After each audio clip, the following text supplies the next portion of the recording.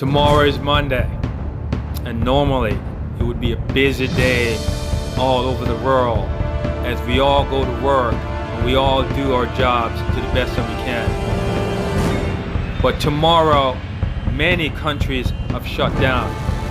The economies are going into ruin. CEOs like myself have to make decisions to shut down our business. Heads of households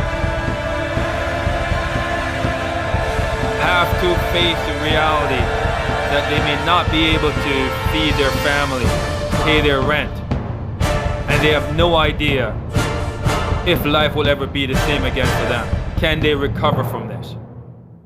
But these aren't the prevailing questions. The prevailing questions are, who has the virus? And most citizens don't even know what to look for. So today, if you cough, everyone treats you like a pariah, like you have the disease, you have the virus. When the truth is, the most at risk are the ones who should worry about dying. So why didn't we make decisions to allocate resources specifically to protect those? While the rest of us do what should be basic.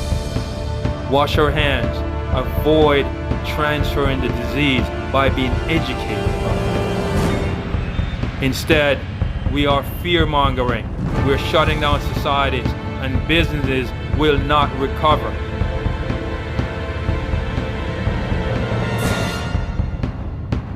More people die each year from influenza, from the flu, tens of thousands, but we don't shut down society.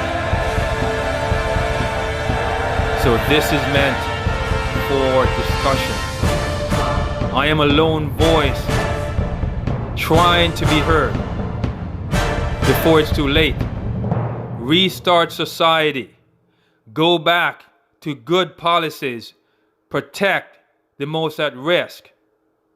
And practice good sanitation and good behavior to limit the spread of the virus. But it will spread, and at some point it will cease, and those who have been affected will recover.